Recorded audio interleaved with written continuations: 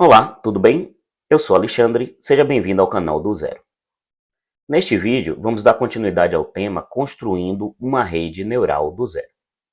Só que antes, eu gostaria de apresentar para vocês a vinheta do nosso canal. Roda a vinheta.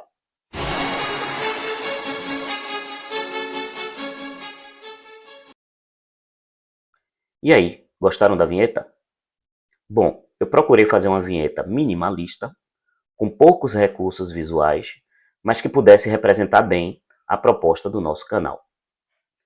Comenta aí se vocês gostaram ou não da nossa vinheta.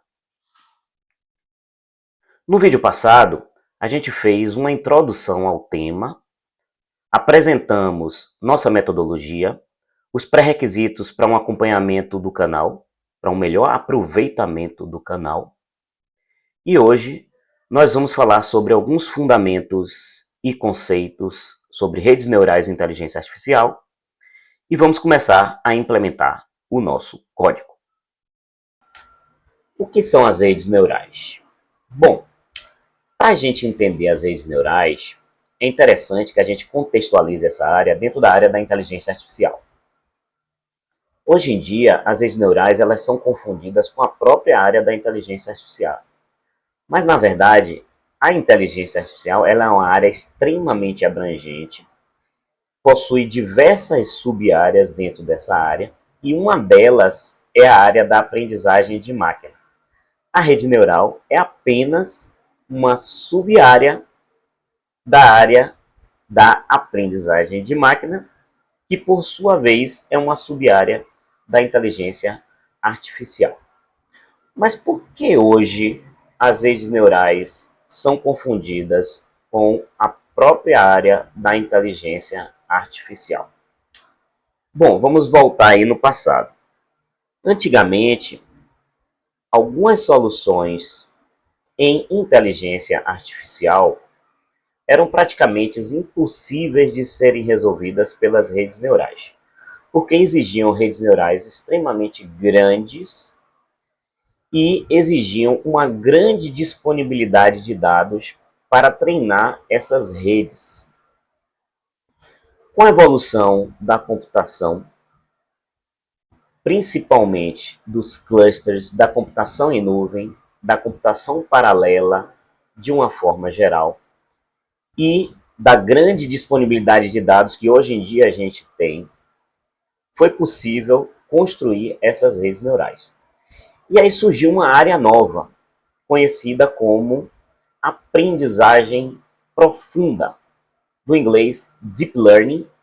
Eu às vezes vou traduzir alguns termos em inglês, porque é o que é mais utilizado dentro do jargão da área, ok? Então, a aprendizagem profunda, a Deep Learning, né? Que nada mais, nada menos é que a aprendizagem de máquina com redes neurais profundas, ou Deep Neural Network, que são, como eu falei antes, né, as redes neurais extremamente grandes, redes neurais com milhões ou até bilhões de parâmetros, e que hoje em dia é possível de ser treinada, porque a gente, além de ter a capacidade computacional para isso, a gente tem também a grande disponibilidade dos dados. Com isso, a gente pode chutar aí que 90% das soluções em inteligência artificial, hoje em dia, pode ser resolvida pelas redes neurais.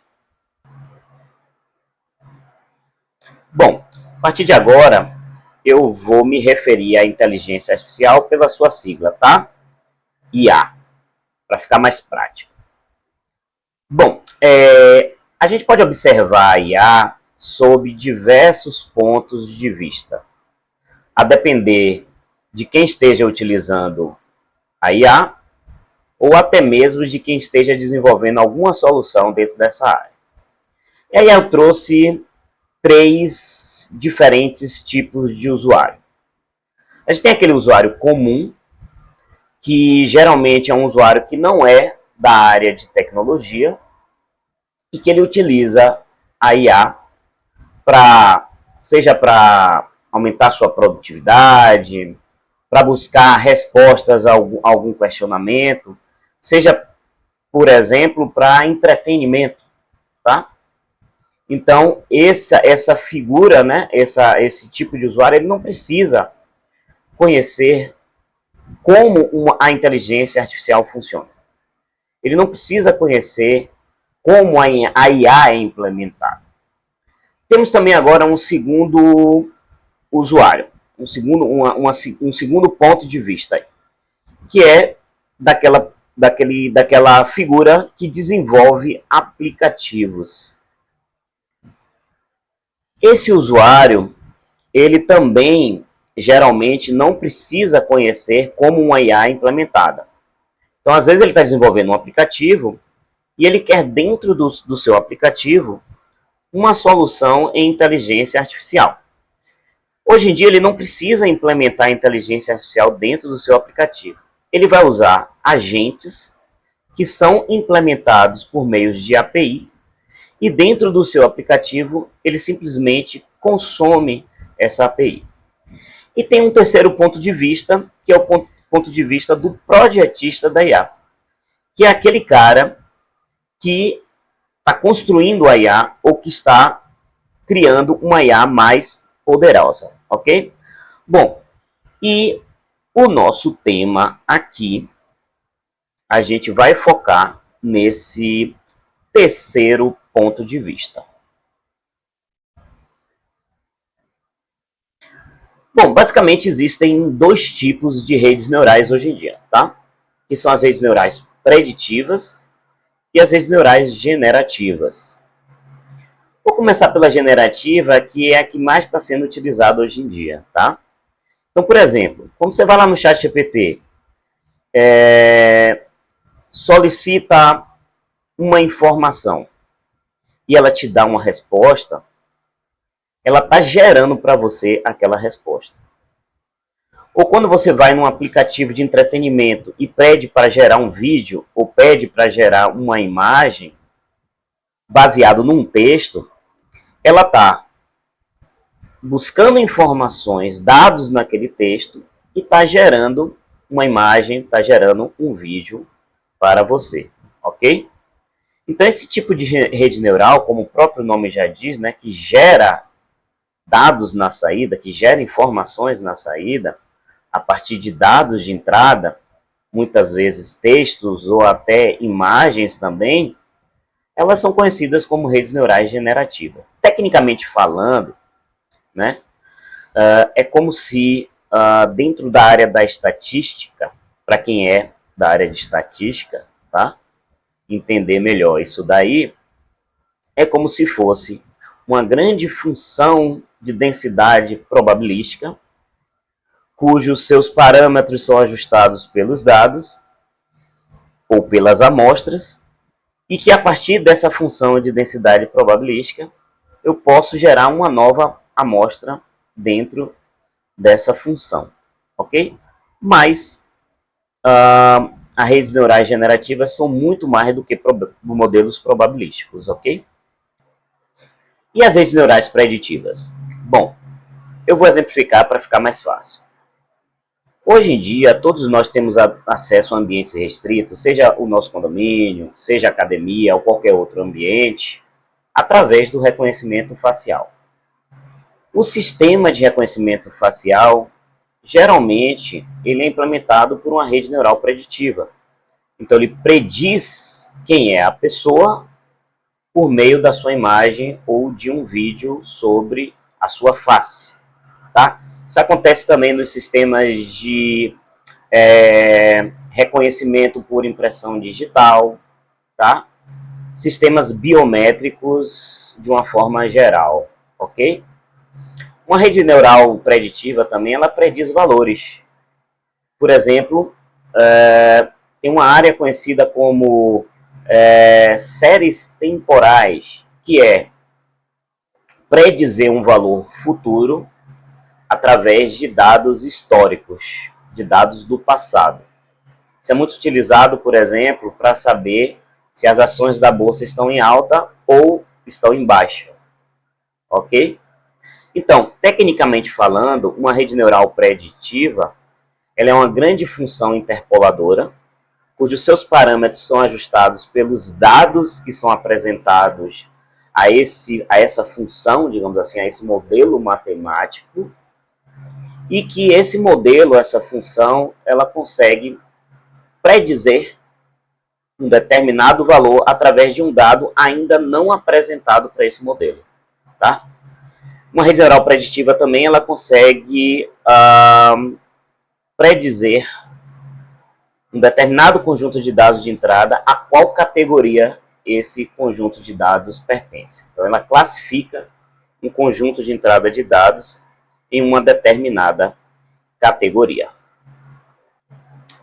Em 1940, dois pesquisadores, McCulloch e Pitts, eu acho que é assim que se pronuncia, eles criaram o primeiro modelo matemático inspirado no neurônio biológico. Ou seja, eles criaram um modelo artificial, um modelo matemático artificial do neurônio biológico. Mais tarde, em 1957, outro pesquisador chamado Rosenblatt, ele construiu o primeiro neurônio artificial baseado nesse modelo de McCulloch e Pitts. E esse modelo ele construiu todo em hardware. E ele conseguiu resolver problemas matemáticos bem simples através desse neurônio artificial, que ficou conhecido como o perceptron. Bom, a gente vai começar implementando no nosso código um perceptron. E nós vamos resolver com esse perceptron os mesmos problemas que a Rosenblatt resolveu na época. Ok? Então isso aí vai ser o início do nosso código. Mas vamos estudar um pouquinho aqui o neurônio biológico, tá? Para a gente entender como que o seu modelo artificial ele tem qual a conexão, digamos assim, né, do nosso modelo artificial com o biológico. Bom, é importante que a gente entenda algumas partes desse neurônio biológico, que são os dendritos, os axônios, as ramificações de entrada do axônio e o núcleo. Tá? Então, como é que um neurônio funciona?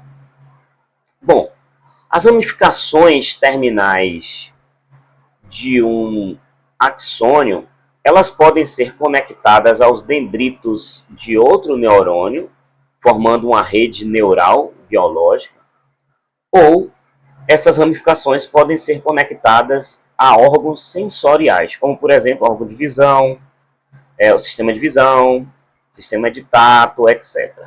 Tá? Então, quando esses terminais são conectados a esse sistema sensorial, nós dizemos que esses neurônios são os neurônios de entrada da rede neural. Ok? Então, como é que isso aqui funciona? Sinais são enviados, sinais elétricos são enviados, são trafegados dos terminais do axônio, chegando no axônio e entrando no núcleo do neurônio. Cada terminal, ou melhor dizendo, cada ramificação desse terminal do axônio possui uma coisa chamada de sinapse. Tá? Uma sinapse, digamos que uma sinapse dele é um amplificador desse sinal. Tá? Ele pode amplificar ou ele pode atenuar esse sinal que vem desses terminais. Ok? E aí o que acontece? Todos esses sinais eles são somados aqui dentro do núcleo do neurônio. E se essa soma ultrapassar um determinado limiar, esse sinal ele é passado adiante através dos dendritos. Ok? Existem trilhões de sinapses, de conexões e, portanto, de sinapses na nossa rede neural biológica. E são essas sinapses que armazenam, digamos assim, o nosso conhecimento. Então, o nosso processo de aprendizagem é o ajuste constante dessas sinapses, ok? Bom, como é que é o modelo matemático inspirado nesse modelo aqui biológico?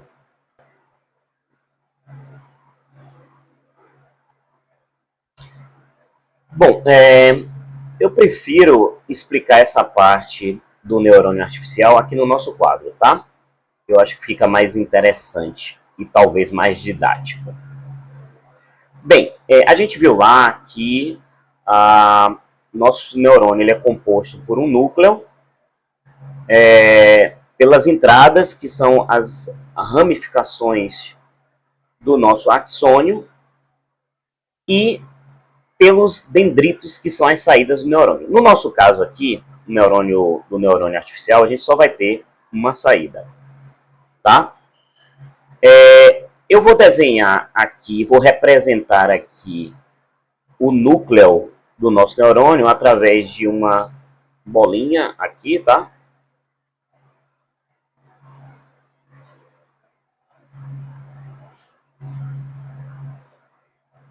Ok? Bom, o que é que a gente viu que o nosso neurônio aqui, ele faz dois tipos de processamento, tá? Ele processa um somatório das entradas,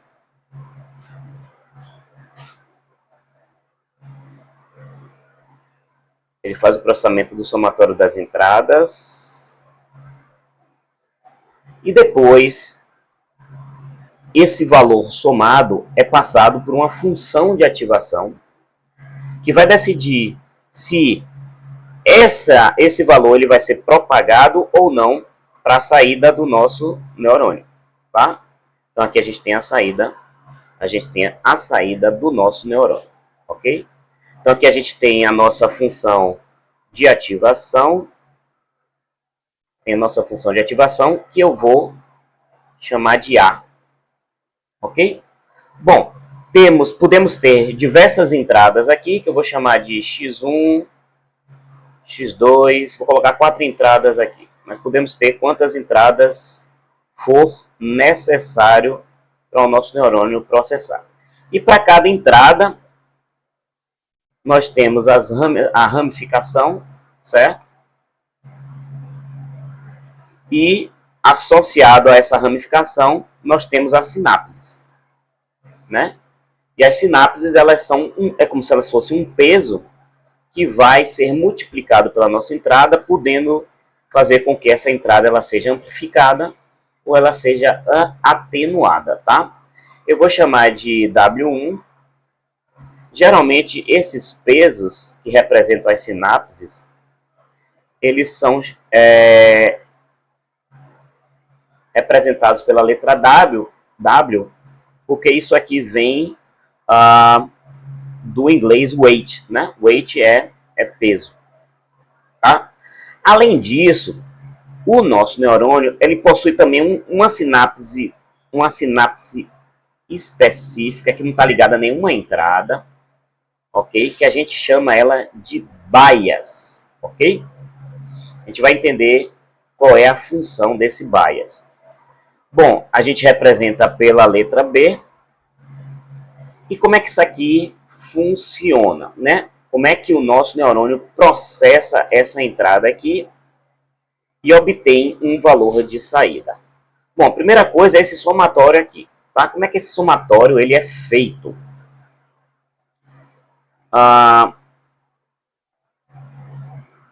Esse somatório aqui ele multiplica cada entrada pelo seu respectivo peso, x1 vezes w1, e soma todas essas multiplicações, todos esses termos, né? x2 vezes w2 mais x3 vezes w3 mais x4 vezes w4. Nesse exemplo eu estou colocando 4 entradas, mas eu repito, poderia ser mais, tá? Ou poderia ser menos. Ok? E ele ainda faz a soma do bias mais o bias. Tá? Como eu falei, futuramente a gente vai entender o que é esse bias. Bom, esse somatório aqui, gente, matematicamente, ele pode ser representado de uma forma bem simplificada, tá? Para quem não conhece determinados símbolos em matemática, vamos apresentar para vocês aqui agora, tá? Então, esse somatório aqui, ó, ele pode ser representado por esse símbolozinho aqui, que é o que está desenhado aqui dentro do nosso neurônio, que é um símbolo de sigma, uma letra grega, tá? E aqui dentro a gente vai colocar, em vez de colocar x1 vezes w1, x2 vezes w2, a gente vai colocar xi vezes wi. E o i, nesse caso aqui, ele vai variar de 1 até 4. Ok? Isso tudo somado com o nosso bias. Ok? Então, uma vez ter sido processado esse somatório, tá? O resultado disso aqui vai ser passado para a nossa função de ativação, certo? E aí, qual é o objetivo da nossa função de ativação? Nossa função de ativação ela pode ser simplesmente dizer o seguinte, ó, vai ser passado todo o sinal para a saída do neurônio, ou seja, esse valor, né? Esse valor somado aqui vai ser passado ele todo para a saída do meu neurônio, ou não vai ser passado nada desse valor, zero desse valor para a saída, ou seja, ou o sinal vai passar ou vai bloquear, a minha função de ativação ela pode ser simplesmente uma função discreta, ou ela pode ser uma função contínua, onde ela vai dizer o seguinte, ó, parte desse valor vai ser passado para a saída, certo? Então, essa função aqui a gente está representando pela letra A, então isso significa dizer que esse somatório aqui, ó, ele vai ser a entrada da nossa função de ativação, ok? Se nossa função de ativação ela for uma função discreta, ou seja, se ela vai tomar a decisão de que meu S vai ser o valor do meu somatório, ou meu S vai ser zero, tá? A gente pode implementar essa função de ativação por um simples algoritmo. Tá? Para facilitar aqui, ó, eu vou chamar esse somatório aqui de K. Tá? Okay? Então, como é que seria a nossa função de ativação? Tá? Deixa eu chegar o quadro um pouquinho mais para cá. Então, ó, basicamente, nossa função de ativação discreta ela seria o seguinte, tá? Ela seria um algoritmo, onde aqui ó, ele teria que tomar uma decisão, tá? Então, se K for maior que um determinado limiar, detalhe, tá? Geralmente, esse limiar, gente, a gente coloca aqui como zero. Por quê? Vamos apagar aqui. Ó. Porque geralmente a gente coloca esse limiar como zero, tá? Se for maior ou igual a zero, tá? Pelo seguinte, vamos completar aqui o algoritmo dessa função de ativação, e aí a gente explica essa coisa do limiar geralmente ser zero, tá? Então, se o K for maior ou igual a zero, a gente diz que a saída da nossa função de ativação vai ser o próprio K, certo? Caso contrário,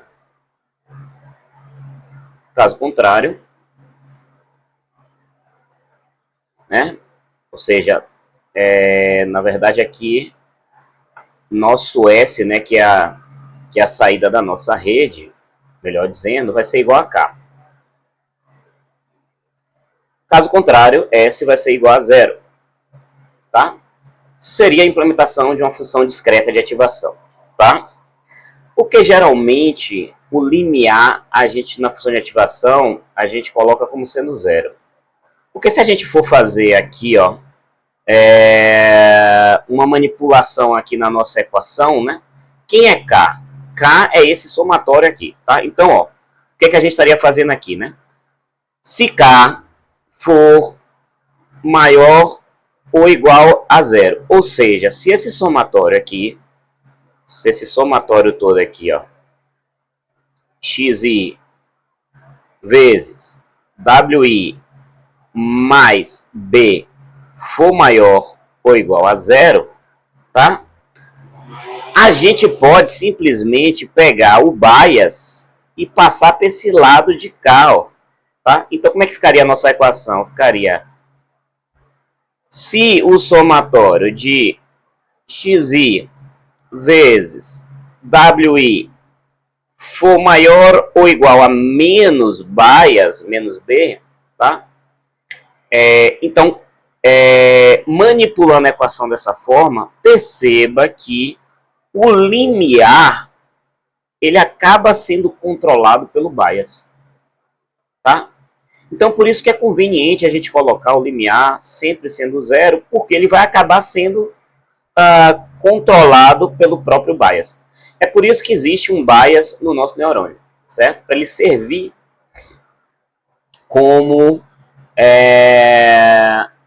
um peso que vai controlar a nossa função de ativação, certo? Ok? Bom, e no caso das funções de ativação que não são discretas?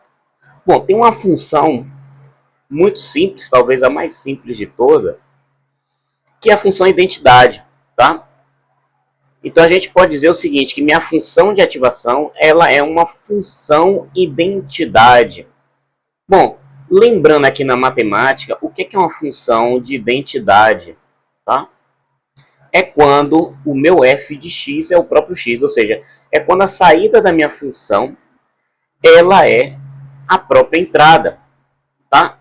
Então, se eu torno a função de ativação do meu neurônio como sendo uma função identidade, eu estou dizendo o seguinte, ó, a saída do meu neurônio vai ser o resultado do somatório das minhas entradas, tá? Do somatório ponderado das minhas entradas. Ou seja, a saída do neurônio vai ser o próprio K, tá? É como se eu não tivesse uma função de ativação, ok? Um detalhe que eu percebi aqui agora, gente, tem um errinho aqui, né? Aqui eu coloquei x1, x2, x4 e x5, tá? Na verdade, deixa a gente corrigir isso aqui, tá? É x1, x2, x3 e x4. Equívoco nosso aqui, tá? x1, x2, x3 e x4. Ok.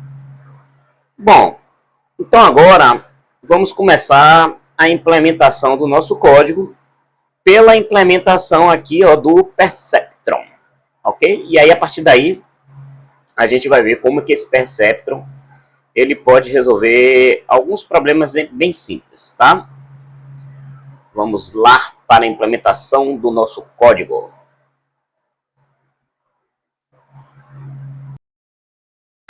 Eu estou utilizando o editor Vim e o compilador GCC. Porém, vocês podem utilizar qualquer IDE e qualquer compilador C, tá?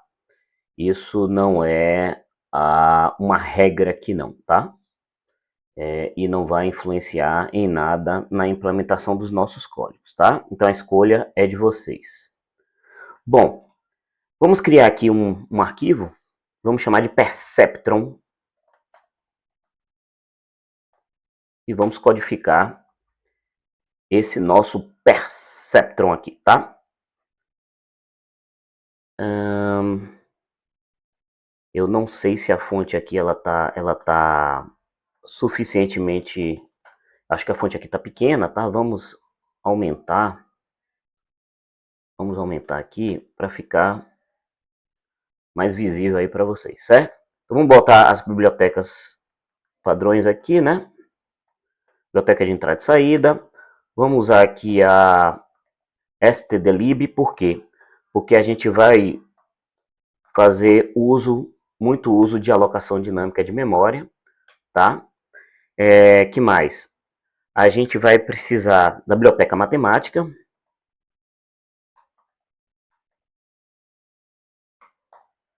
Vamos precisar da biblioteca time, por que isso?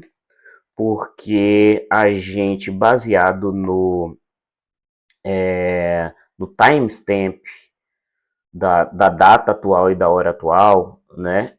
A gente vai utilizar esse timestamp como uma seed para a gente gerar números randômicos. Cada vez que a gente iniciar o sistema, a gente vai ter uma sequência nova de números randômicos sendo gerados. A gente vai precisar, toda vez que rodar o sistema, ter uma chave, né? Ter uma seed, uma semente, que é um valor numérico diferente a cada vez que a gente rodar o sistema. E uma das formas de a gente gerar esse valor numérico diferente é através da timestamp do tempo atual, tá?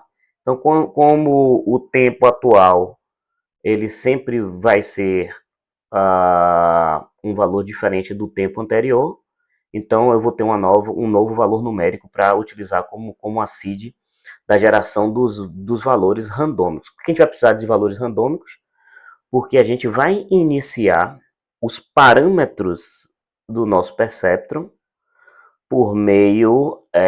quais são os parâmetros, né? Toda aquela parte, todos aqueles pesos das sinapses, W1, W2, W3, tá? O bias, nós vamos inicializar com os valores randômicos, tá? Que mais que a gente vai precisar? Bom, aqui eu costumo utilizar essa biblioteca. Eu geralmente não utilizo o int, tá? Porque o int ele tem tamanhos diferentes para plataformas diferentes. Então, geralmente eu uso um int com um tamanho específico. Pode ser 16 bits, pode ser 8 bits, pode ser 32 bits, pode ser 64 bits. E esses tipos eles estão implementados dentro dessa biblioteca stdint, ok? Vamos lá. Então, a primeira coisa que a gente vai fazer aqui, a gente vai criar um tipo estruturado que represente nosso perceptron, que represente o nosso neurônio. Eu vou chamar esse tipo de estruturado de nêuron, ok? Então, o que é que vai ter nosso nêuron? A gente viu lá que nosso neurônio ele vai ter os pesos. Então, esses pesos é um vetor. Tá? Então, eu poderia simplesmente... e é um vetor de valores decimais, né? Então, valores que não são valores inteiros. Então, a gente vai representar por float. Podia ser por double também, tá? E aqui a gente poderia colocar o nosso vetor de tamanho fixo, tá? Sei lá, um vetor de tamanho 100. Mas o que acontece, tá? A gente pode ter neurônios com milhares, milhões de conexões. E com isso, milhões de pesos. Como a gente pode ter neurônio com apenas um peso, 2 pesos, 3 pesos. Então fica difícil eu definir aqui um tamanho para o meu vetor, tá? Então o que a gente vai fazer? A gente vai trabalhar com vetores aqui no nosso código, a gente vai trabalhar com vetores dinâmicos. E para quem conhece ponteiro, tá? Uma forma de a gente definir um vetor dinâmico é através de um ponteiro, tá? Em breve eu vou fazer uma aula explicando mais sobre ponteiro de ponteiro, ponteiro de função, etc. Conforme eu falei aí no primeiro vídeo, né, desse nosso tema, tá? Então, isso aqui vai ser um ponteiro. Que mais que a gente vai ter? Bom, como em C não dá para a gente saber o tamanho de um vetor, né? Basicamente não dá para a gente saber o tamanho do vetor, a gente vai ter que ter também aqui a informação de quantas conexões tem o meu neurônio. Então, o número de conexões vai ser igual ao número de pesos, né? Porque cada conexão tem um peso, tá? Então, vamos colocar aqui como um N connections, ok? Na verdade, não é float, é um inteiro. Bom, vamos colocar um inteiro aqui de, eu acho que 32 bits já é suficiente. Número de conexões. Ok? É, vamos ter o nosso bias, que é um valor único, tá? E aqui, ó, nosso neurônio tem uma função de ativação, tá? Então, qual função de ativação a gente vai usar? A gente vai usar uma função de ativação discreta, a gente vai usar uma função de ativação contínua. Se for uma função de ativação contínua, vai ser qual? Vai ser a identidade ou vai ser outra função de ativação? Então, a gente vai ver algumas funções de ativação aqui, a gente vai explicar, dar uma explicação sobre essas funções de ativação, tá? Mas aqui a gente vai ter que ter uma função de ativação. Bom, não tem como eu colocar uma função dentro de um tipo estruturado, a menos que a gente esteja trabalhando com C++, né? Em C++, os tipos estruturados, eles aceitam a criação de uma função, né? A gente poder criar uma função aqui, ó, float, actfunc, etc, tá? Ou a gente poderia fazer isso por meio de uma classe, tá? Mas como a gente não está trabalhando com C++, então a única forma de a gente poder ter algo que, digamos assim, aponte para uma função, tá? É fazendo isso através de um ponteiro de função, tá? Então minha função de ativação ela vai retornar um float, certo? E a minha função de ativação ela vai ter um vetor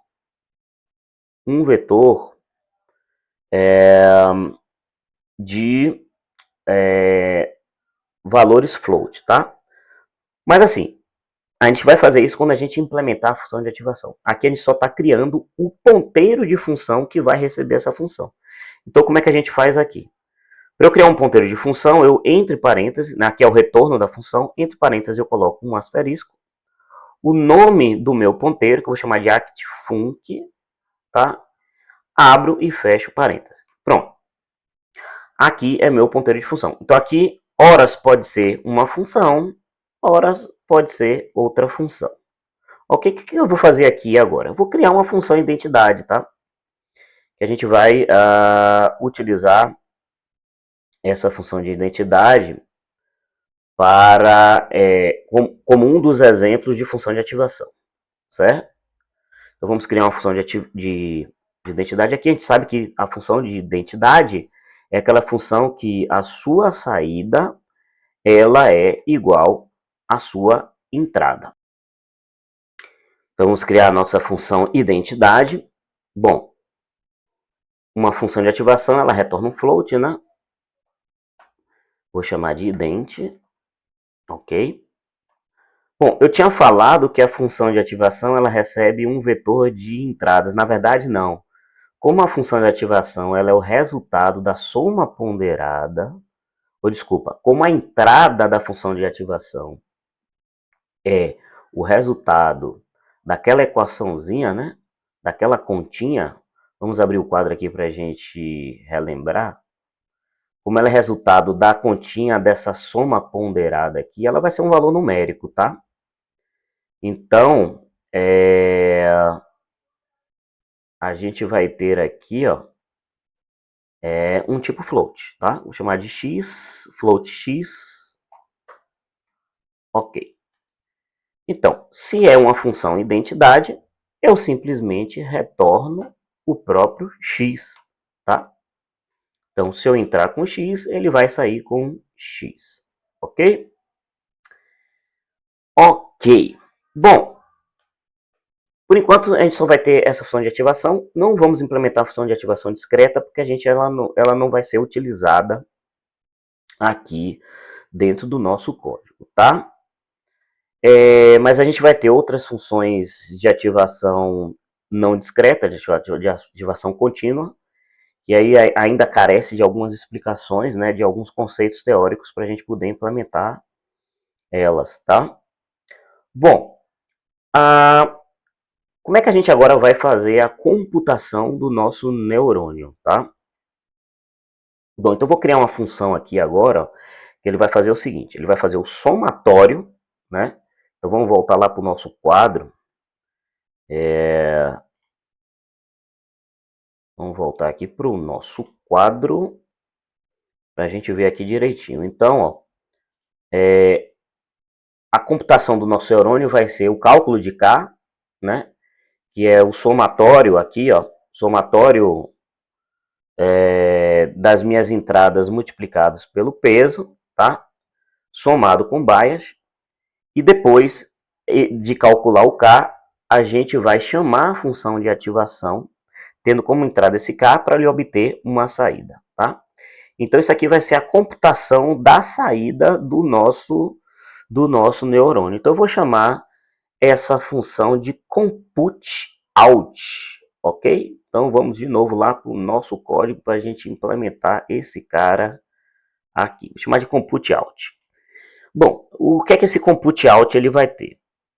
Ele vai ter um float na saída, né? Porque ele vai ser um valor numérico. Vou chamar aqui de compute out. E ele vai ter eu vou ter que dizer qual é o neurônio que eu estou querendo computar. Bom, para a gente não ter que repetir struct neuron e colocar aqui uma variável do tipo struct neuron, eu vou criar um type def para esse tipo neuron, tá? Então vamos criar um type def aqui, um apelido, né? Struct neuron, e eu vou chamar de neuron maiúsculo. Pronto. Então toda vez que eu quiser usar esse cara aqui, ó, eu simplesmente substituo o struct neuron pelo seu apelido, neuron.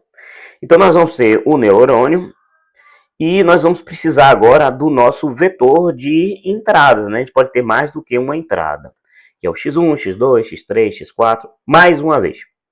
Como é um vetor que eu não sei o tamanho, vamos trabalhar com vetores dinâmicos, tá? Então vai ser um ponteiro de x, aqui vão ser minhas entradas, x1, x2, x3, xn, ok? Então, o que é que a gente tem que fazer aqui, ó? Vamos lá. Como que eu implemento computacionalmente, voltando aqui para o quadro novamente, como é que eu computo, ou melhor dizendo, como é que eu computacionalmente faço a computação desse somatório aqui, tá? Então, desse somatóriozinho aqui, tá? Bom, é bem simples, tá, gente? E eu acho que aqui muitos de vocês já perceberam isso, certo? A implementação disso daqui é um loop, tá? Então a gente pode dizer o seguinte, ó. Se a gente tem aqui, deixa eu botar uma outra coisinha aqui. Se a gente tem aqui somatório, vamos lá. Somatório de xi vezes wi, depois somado tudo isso com o bias, tá? Isso aqui vai me obter o valor de K, né? Obter o valor de K.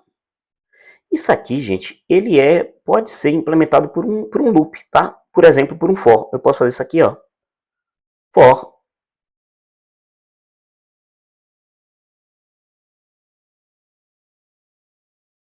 Sei lá, pode ser de 32 bits, é o suficiente.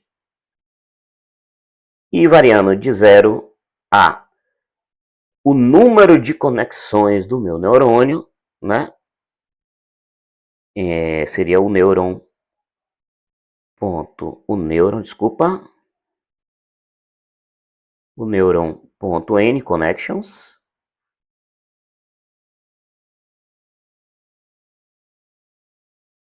e mais. E aqui, ó, o que seria o xi vezes wi, tá? Lembre que a gente tem no nosso neurônio um vetor de pesos e nós temos um vetor de e nosso vetor de entradas, ela é a entrada dessa computação, tá? Então, o que a gente vai fazer aqui? A gente vai fazer o seguinte, ó, vamos computar K, né? Então, K vai ser igual a K mais os pesos do nosso neurônio neuron.weight,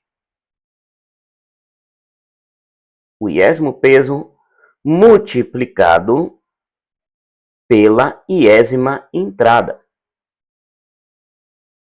Pronto. Então, o K, obviamente, vai começar com 0, né? E a gente também tem que declarar essa variável, ok? Então, o que, que acontece aqui? No final desse loop, o K vai ter exatamente a soma ponderada das minhas entradas multiplicados pelos meus pesos. Tá? Isso vai se repetir N connections vezes, ou seja, o número de conexões que tem o meu neurônio vai ser igual ao número de somas desse termo aqui. Ok? No final aqui, ó, a gente vai aplicar a função de ativação e vai retornar o valor dela, tendo como entrada exatamente o valor de K. Tá? Pronto, simples assim. E aí a gente implementa a computação do nosso neurônio. Então vamos voltar lá no nosso código. Vamos voltar aqui no código.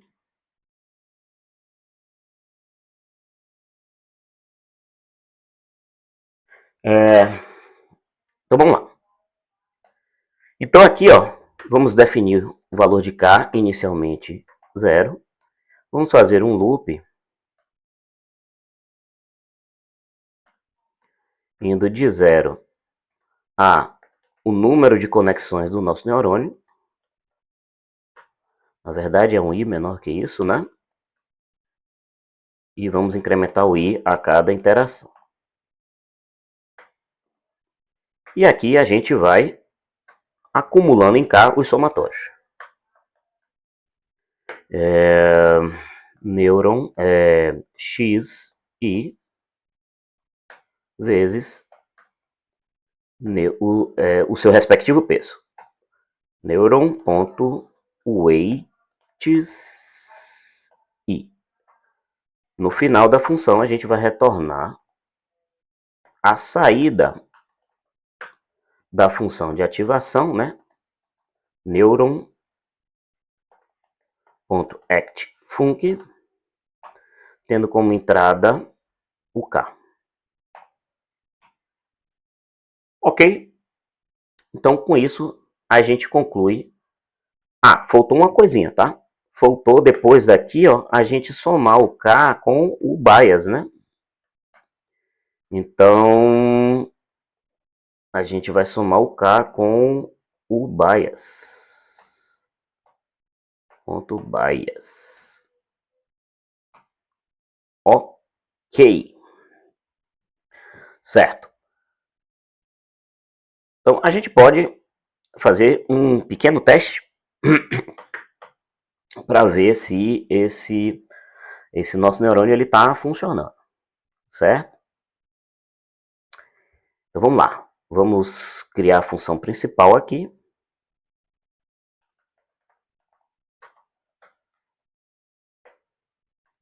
E aqui a gente vai criar um neurônio. Chamar de neuron. Eu vou dizer que a função de ativação desse neurônio é a única que a gente tem aqui, né? Que é a função identidade.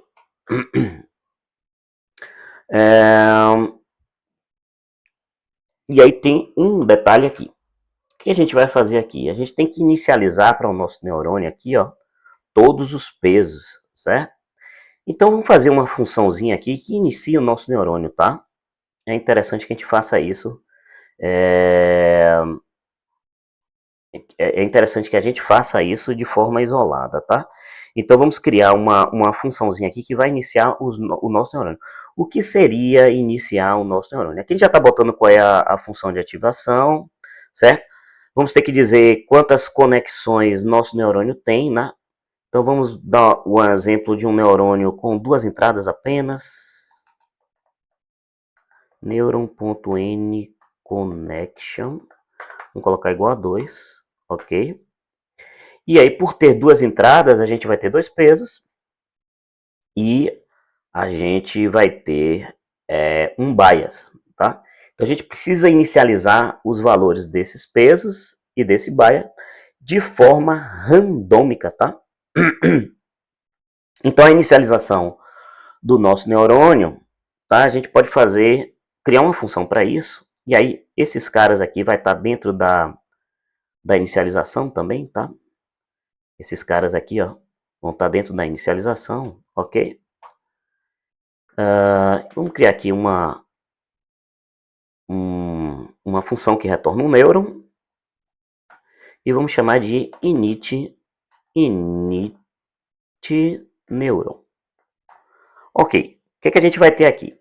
A gente vai ter a função de ativação, né, que vai ser um ponteiro de função.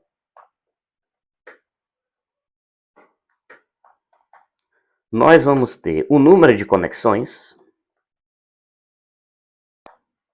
N connections, do nosso neurônio. Nós vamos ter... o que mais que nós vamos ter? Eu acho que só basta isso para a gente inicializar os neurônios, né? Exato. Bom, então tudo que tem aqui, ó, vamos passar para lá, tá?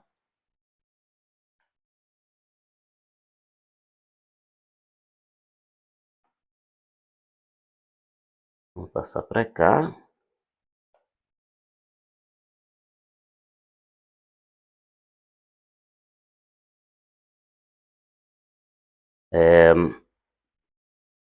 Então nós vamos ter aqui o act func, n connections vai ser igual a do neurônio vai ser igual a n connections do parâmetro da função.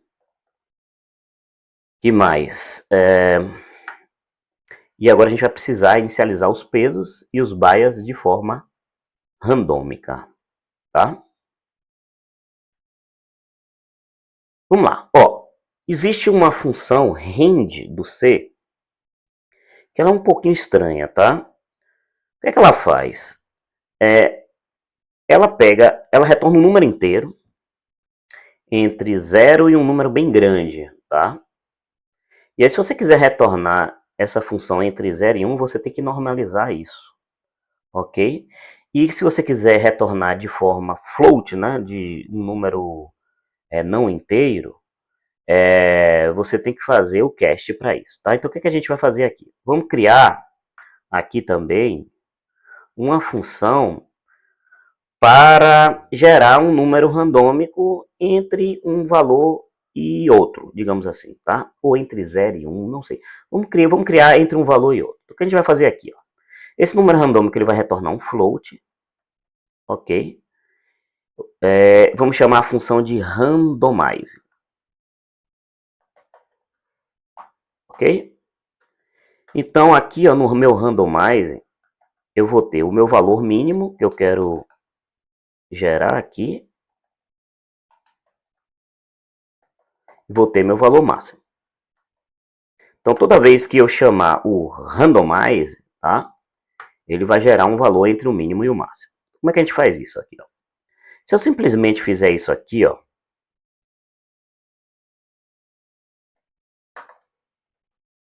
rodar o range, ele vai gerar um número aleatório entre 0 e um número bem grande, tá? Esse número bem grande, que é o máximo número randômico, ele está dentro da biblioteca, se eu não me engano, a biblioteca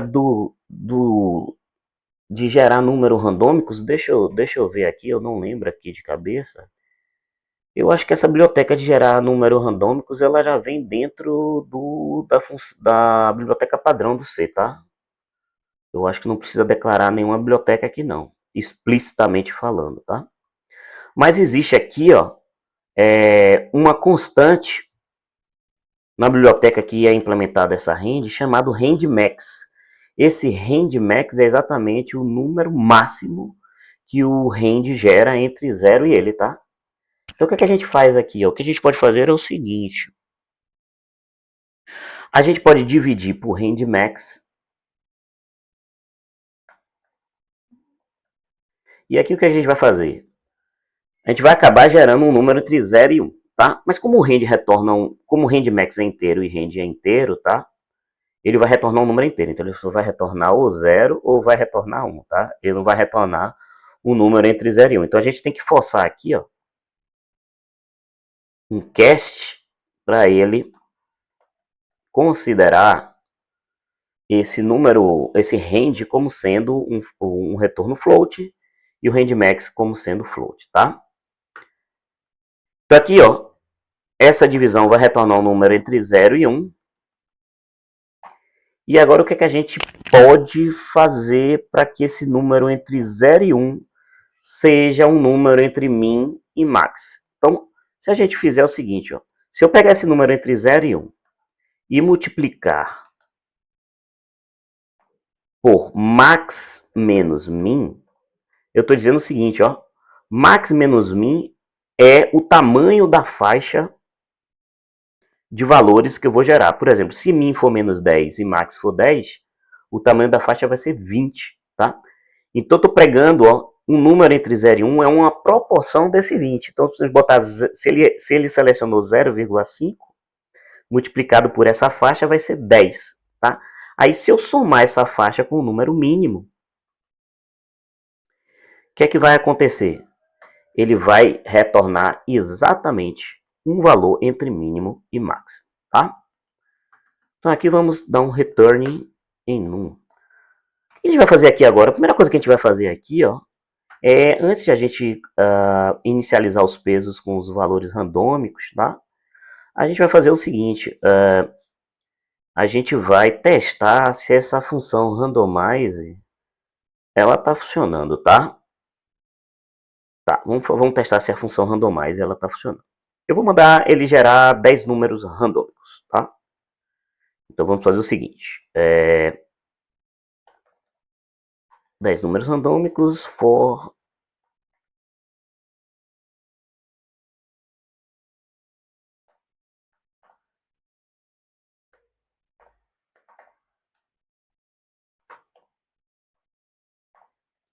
então a cada interação do loop eu vou imprimir exatamente o resultado. Vamos colocar aqui, né? Número randômico. Randômico.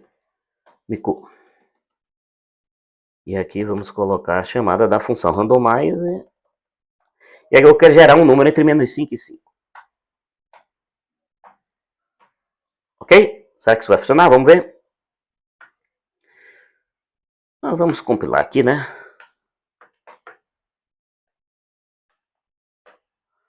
Vamos compilar aqui. A gente chamou de Perceptron. Perceptron.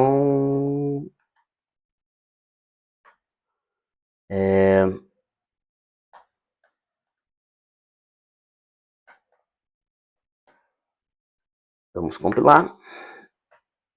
Opa, deu um monte de erro aqui. Vamos lá. Esquecemos ponto e vírgula. Não existe connections, é N connections aqui, né? Esquecemos ponto e vírgula aqui. E esquecemos ponto e vírgula aqui. Aqui esquecemos um parêntese no printf. São coisas bobas aqui, tá? Vamos resolver aqui rapidamente. Linha 22, 23, vamos lá. Cadê? Aqui, ponto e vírgula. Esquecemos aqui o ponto e vírgula. Não é connections, é N connections. Deixa eu ver se tem um outro ponto e vírgula faltando.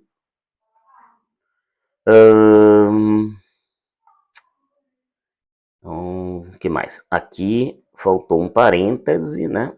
Um parêntese. Acho que não tem mais nada aqui de errado, tá?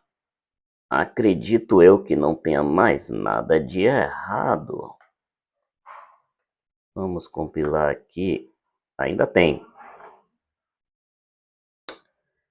Neuron has no member named weights. A gente não chamou de weights no neuron. Que mais?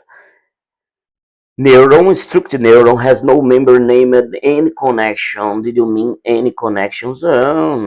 Any connection, é connections, tá? E não tem weights. O que que a gente fez aqui? Vamos lá. Ah, eu chamei de weight. Não, eu quero chamar de weights, né? São pesos. Onde é que a gente está usando o neuron.n? Aqui, neuron.n connections. Ok, agora aqui tá ok. Ok, compilou. Vamos rodar aqui o Perceptron. Vamos ver se ele está gerando os números randômicos, tá? Então veja aqui, ó, que ele está conseguindo gerar número randômico entre menos 5 e 5, acredito eu, tá?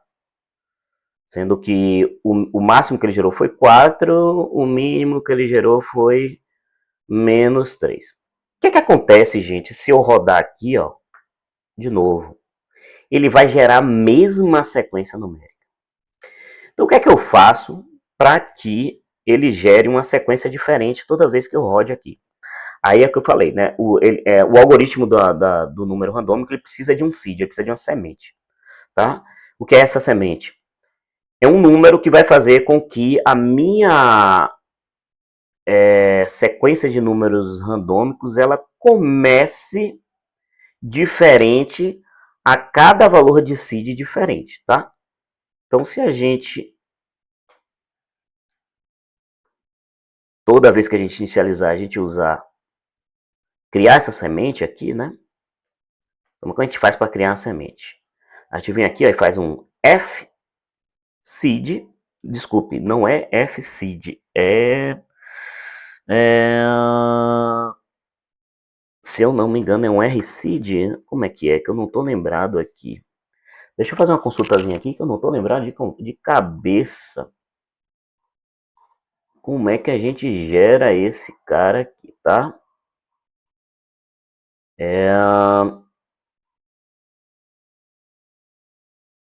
Desculpe, é um S-Rand. S-Rand. E aqui a gente bota um número qualquer. Só que volta, né? Se esse número for sempre o mesmo, ele vai gerar sempre a mesma sequência. Então a gente tem que gerar um número que seja diferente a cada momento. Então o que a gente pode fazer? Pode pegar o timestamp da data atual, tá? Data e hora atual. Que aí vai ser sempre que a gente rodar, vai ser diferente, tá? Então como é que a gente faz pega o timestamp da data e hora atual usando a função time, passando com o parâmetro null, porque o null ele vai me dar a data e hora atual. Ok? Pronto. Aí eu gerei um seed e toda vez que eu rodar, ele vai gerar uma sequência diferente, tá?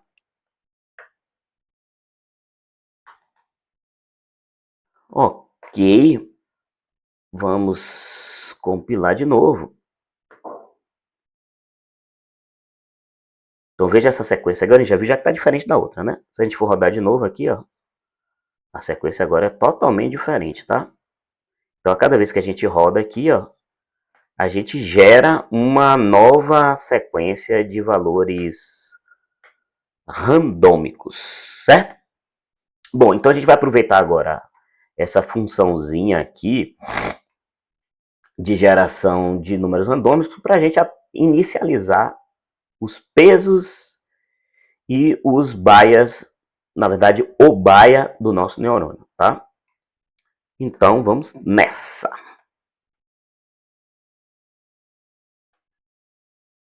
Então, na função init, depois a gente comenta aqui o que a gente está fazendo, tá, gente? É interessante para a gente deixar a coisa organizada aqui, a gente entender o que a gente está fazendo depois, tá? Bom, então aqui dentro, ó, o que a gente vai fazer? Nós vamos fazer um loop. Nós vamos fazer um loop.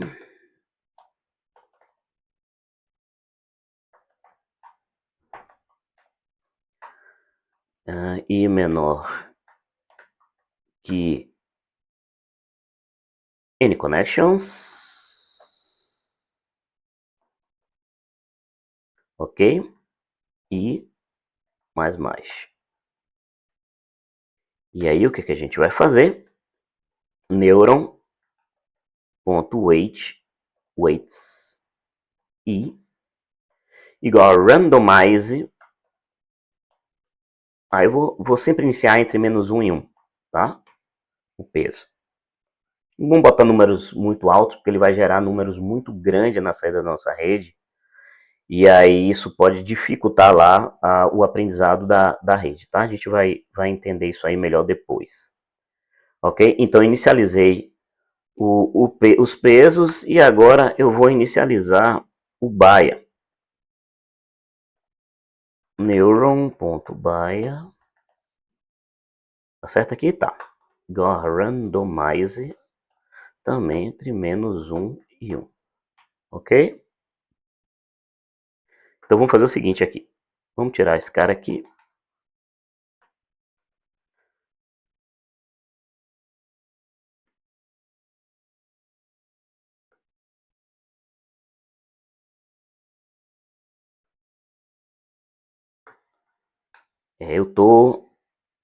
Eu comecei a usar o Vim há pouco tempo, tá, gente? Então, assim, tem alguns atalhos ainda que eu não tô familiarizado.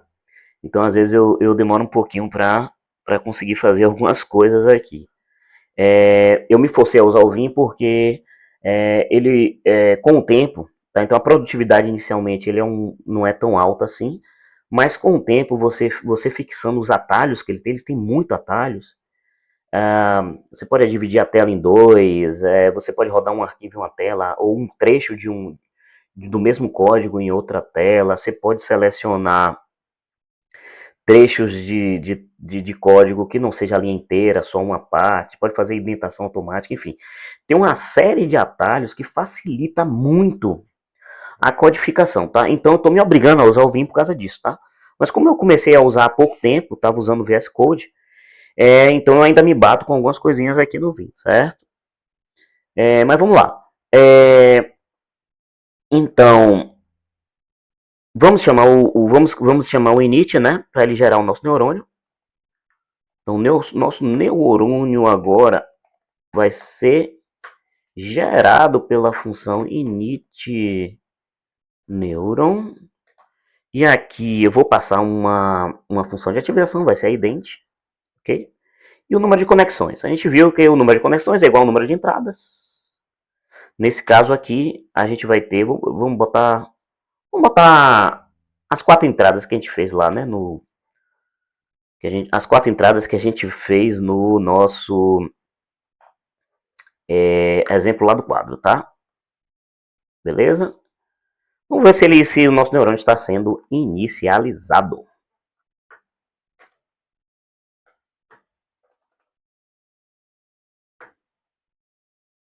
Opa!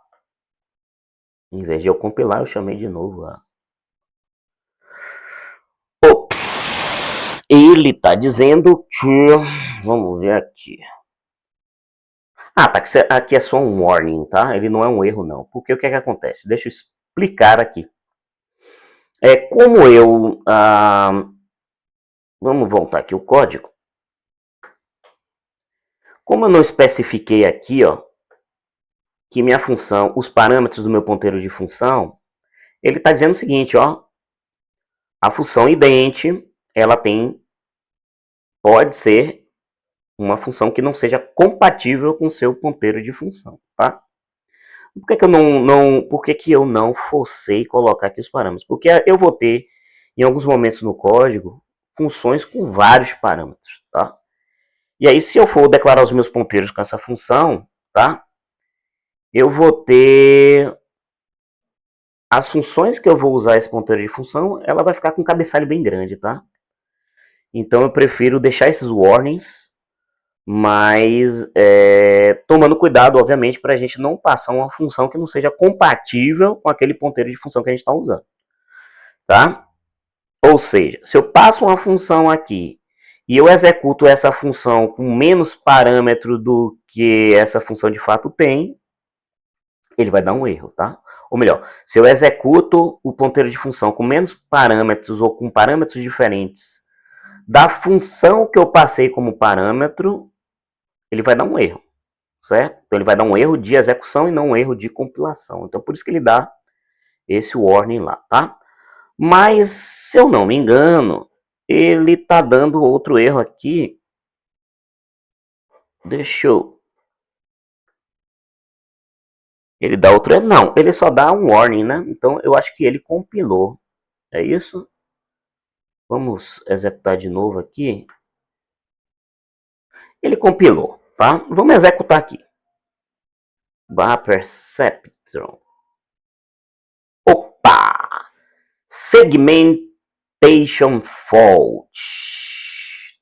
Já sei o que é.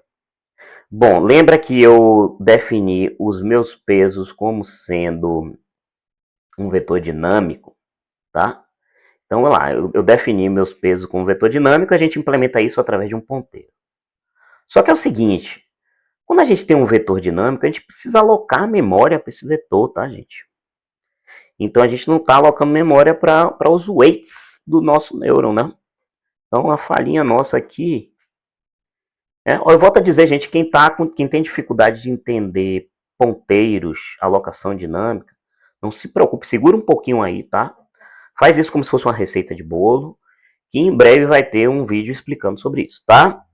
Para quem não tem o conhecimento disso. Então, ó, a gente faltou aqui fazer a alocação dinâmica, né? Para o nosso peso. Então, eu estou usando o peso aqui, ele é um ponteiro, mas não tem memória nenhuma alocada para esse cara aqui, tá?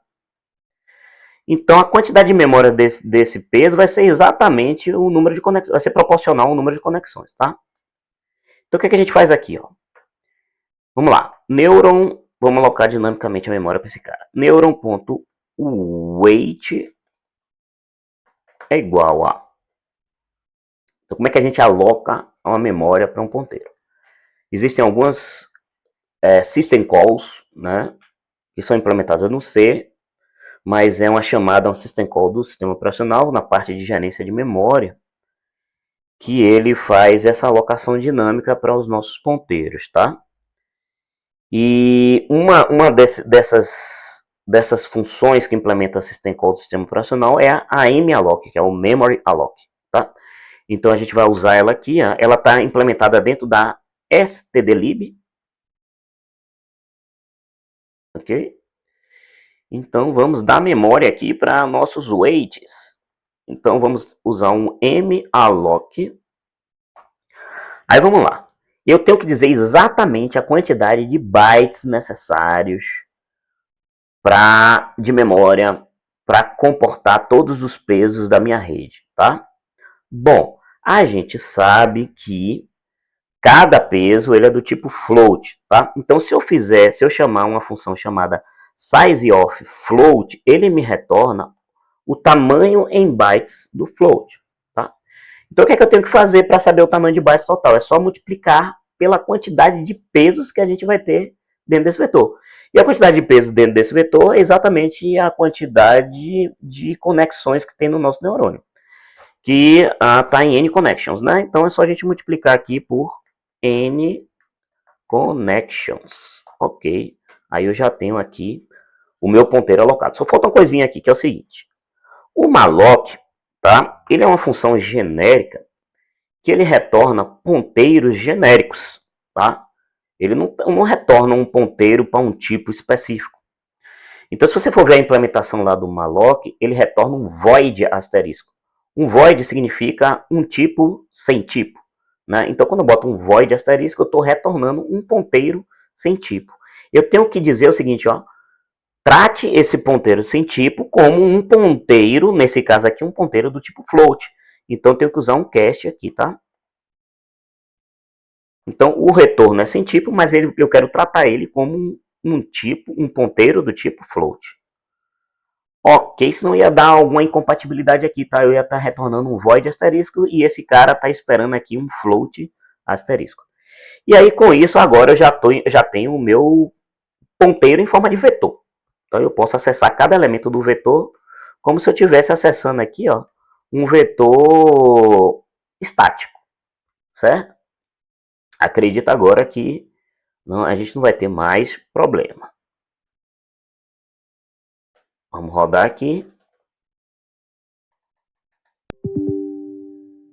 Vamos compilar. Se tudo der certo. Aparentemente deu certo, né? Falta a gente agora testar a computação da saída do neurônio. Ele vai dar um valor aleatório, porque os pesos estão aleatórios, certo? Então,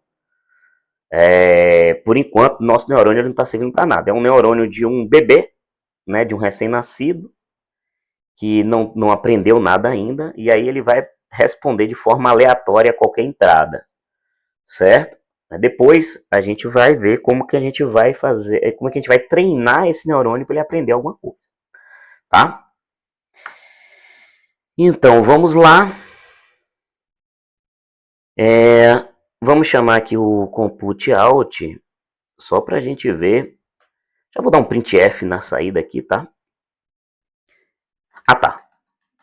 Antes de qualquer coisa, a gente precisa ter o nosso vetor de entrada, tá? Então, sempre, não estamos trabalhando com vetores estáticos, estamos trabalhando com vetores dinâmicos. Então, sempre temos que criar ponteiros, sempre temos que alocar memória, tá? Em algumas ocasiões, a gente tem que liberar memória, tá? Porque se a gente não liberar, o C ele não tem esse controle, essa segurança de que a gente vai...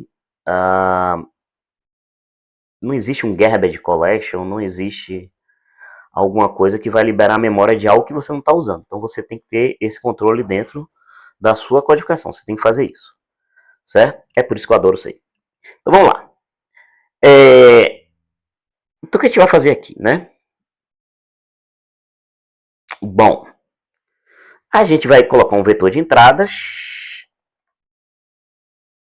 Vamos alocar memória para esse vetor. A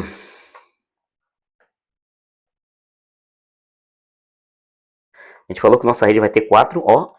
Nossa rede tem 4 conexões. Desculpa, rede não, a gente não está trabalhando com a rede, tá? Se bem que a gente pode considerar uma rede de um neurônio como sendo uma rede de um único neurônio, né?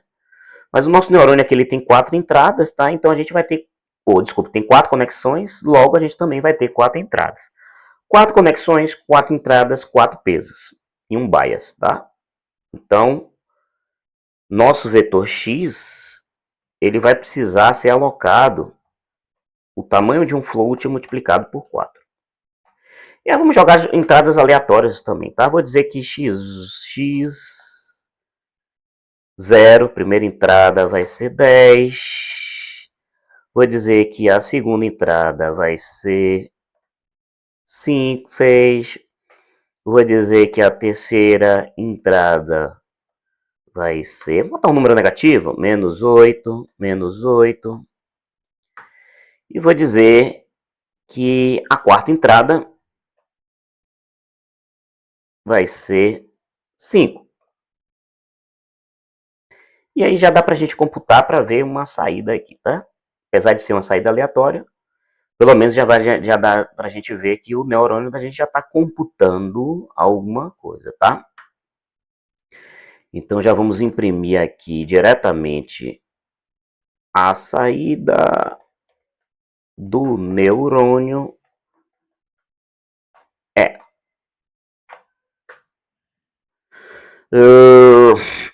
Saída do neurônio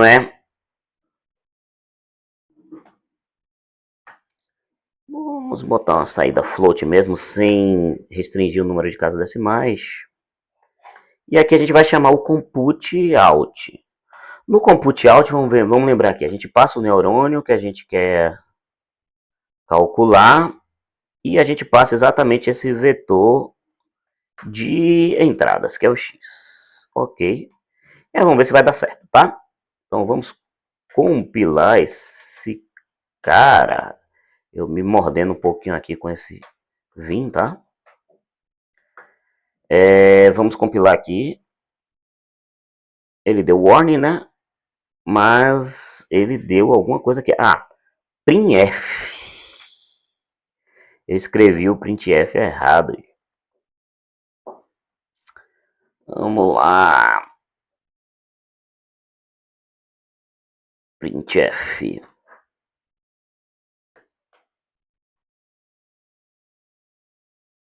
Ok. Só tá dando aquele warning lá do ponteiro de função. Segment fault. Olá, para quem trabalha aqui com ponteiro, a gente vai ver muita coisinha dessa aqui, né? Vamos ver o que está acontecendo, por que ele está dando esse segment fault, tá? Vamos lá. Vamos lá. Eu aloquei a memória para X. A gente precisa de 4 entradas. X0, X1, X2, X3. A gente chamou o compute out. O compute out. Neuron.n connections.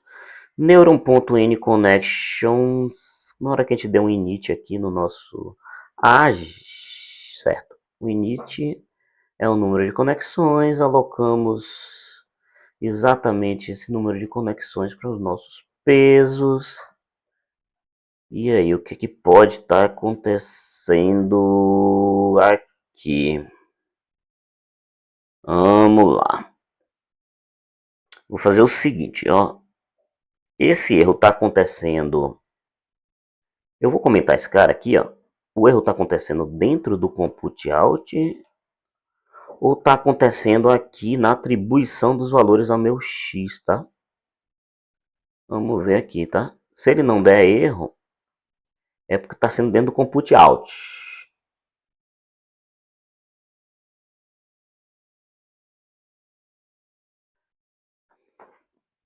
Está sendo dentro do compute out. Então, a alocação está ok. A alocação aqui está ok. Só que dentro do compute out, ele está dando problema. Vamos ver aqui, tá? Vamos fazer alguns comentários aqui, que é o seguinte. Eu vou comentar esse loop aqui para ver se o problema está aqui dentro ou se o problema está na chamada da função de ativação, tá? Então aqui, ó, o bias não tem alocação, não tem problema. Vamos ver o que está acontecendo aqui, tá? Então vamos.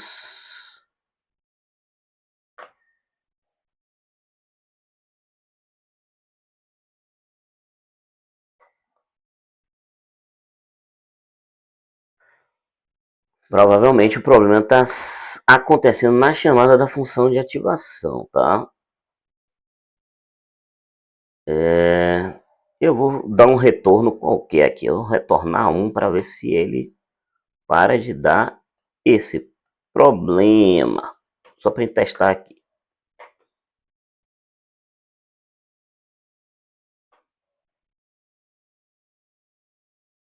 Perfeito.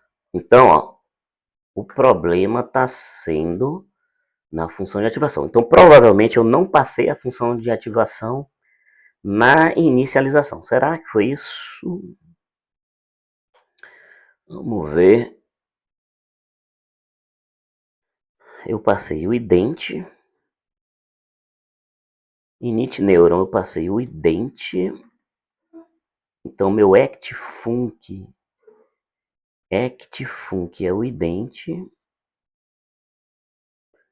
E aí, não, estou passando. O meu actfunc ele tá dando problema. Vamos lá, ident. O que é que tá acontecendo aqui? Neuron.actfunc. Actfunc é um ponteiro de função.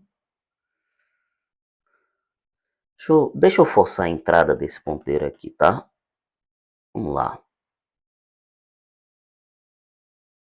Ele tem um float de entrada, né? Então, vamos lá. Vamos forçar aqui.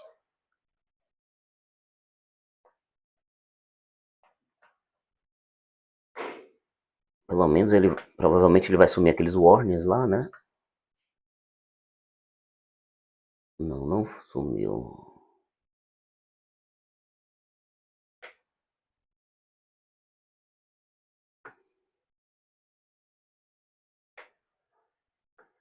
Hum...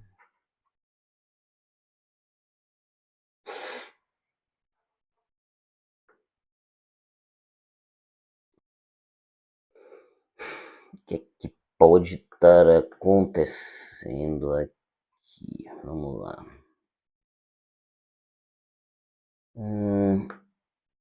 Vamos lá do início. Eu chamo meu init neuro, passo a função aqui para cá, meu ponteiro de função actfunc. Fica sendo a função identidade, crio um neurônio, atribuo a função ao ponteiro de função, número de conexões, aloco memória para os pesos, atribuo os valores dos pesos, atribuo o by. Esqueci de retornar o neurônio. Oh my god, será que foi isso? É óbvio que foi isso. É óbvio que foi isso. Vamos lá.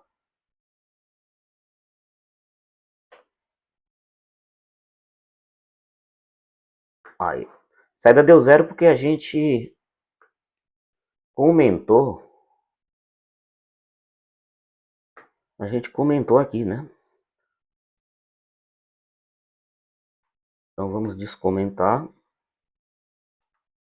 para ver o que é que estava acontecendo. Parece que agora. Vamos lá.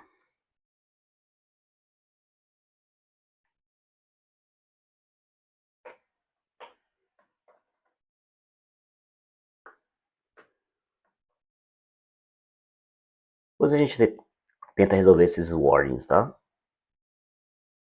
Agora, saída do neurônio deu 2. Tá? Se eu for rodar de novo, ele vai dar provavelmente uma saída diferente. Ó. Menos 2, 2, 0. Aí deu um número gigante aqui, ó. É, mas eu acho que ele ainda tá com... Não era para ele ter esse comportamento aqui não, tá? Ainda deve ter alguma coisa errada aqui, cara.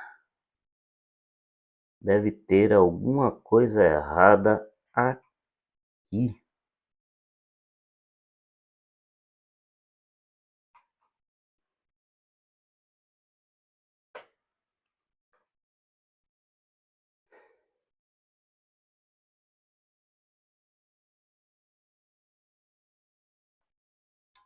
O que pode estar acontecendo?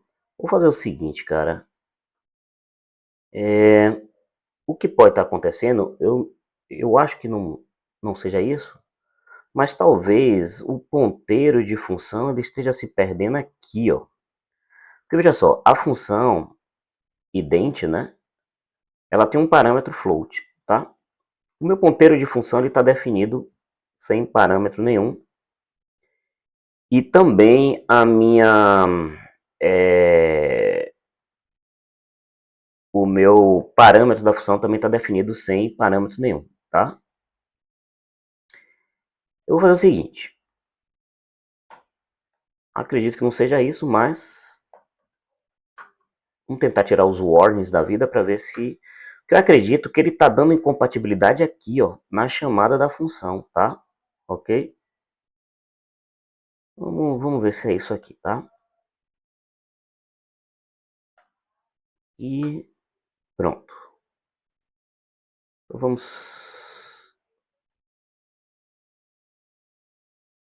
compilar novamente. Já não tem mais warning, né? Porque eu coloquei os parâmetros. Parece que agora está dando o resultado correto. Era isso mesmo. Na certa, o ponteiro de função ele deveria estar se perdendo, tá? Eu defino uma função eu passo uma função com parâmetro e o ponteiro de função está sendo definido sem parâmetro. certamente ele está na chamada da função, ele está considerando o parâmetro como um número qualquer, tá? Como um lixo de memória, talvez, tá? Então veja que agora, ó, o neurônio da gente aqui, ele responde de forma aleatória, tá? Por quê? Porque seus pesos estão sendo atribuídos de forma aleatória. Como eu falei, é como se fosse um neurônio de um recém-nascido, tá? Que ainda não aprendeu nada, certo? Bom, gente, nosso vídeo está ficando muito longo, então eu vou fazer o seguinte. Vamos interromper por aqui esse vídeo e aí daremos prosseguimento a esse tema no próximo vídeo, ok? Grande abraço.